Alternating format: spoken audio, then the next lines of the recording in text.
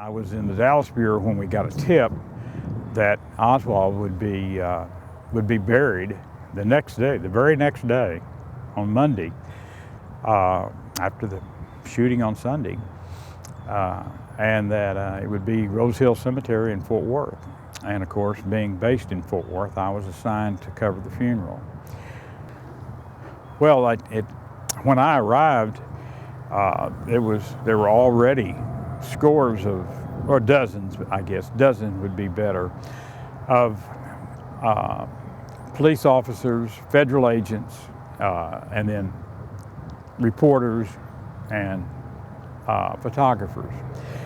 And the family had not arrived, and there were no mourners. A rumor started that the casket, there was nobody, there was not a body in the casket, and if there is a body, that it was not Oswald. Well, this rumor, of course, swept among the press corps and everything, and I guess because there was nothing going on really at the time, and it took on significance it shouldn't have, but the police chief, Cato Hightower, and another officer, I believe. Anyway, they entered the little chapel and raised the casket, came out and assured us that it was Lee Harvey Oswald in the casket. And so we got past that crisis. It seemed like we go from one crisis to the next because the family had still not arrived, and we were just standing around, and then we discovered, there's no mourners. There's nobody really to carry the casket, to do anything. The minister who was supposed to do the eulogy could not appear for some reason, and they had to recruit somebody else. And as we were waiting, Jerry Flemons, reporter at the Star-Telegram, and one of my longtime dear friends, turned to me and he says, Cochran, he says, if we're going to write a story about the funeral of Lee Harvey Oswald, we're going to have to bury that SOB ourselves. And it turned out we did.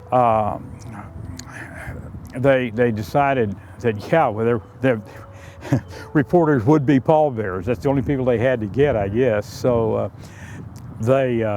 and since I was with the Associated Press, I was among the first that they asked to be a pallbearer, and I told them no, and not only no, but hell no. And then a UPI reporter, and a much more experienced reporter than I, Preston McGraw, we really became friends through the years. But Preston stepped forward and said, I'll be a pallbearer. And I wasn't totally stupid. It didn't take me but about half a second to realize that if UPI was going to be a pallbearer, the Associated Press had to too. So I said, I changed my mind. So it turned out that there were 6 or 7 reporters that did carry the casket. That was pretty much it. And we didn't, I've told it 50 years later, when that people talk about you were a pallbearer for Lee Harvey Oswald, and at the time, I don't think a single one of us really gave it that much thought. I mean, it wasn't anything like becoming a historical footnote or anything like that. It was just, we were going to get our story done. We had to get him, as Jerry said, we had to get him buried.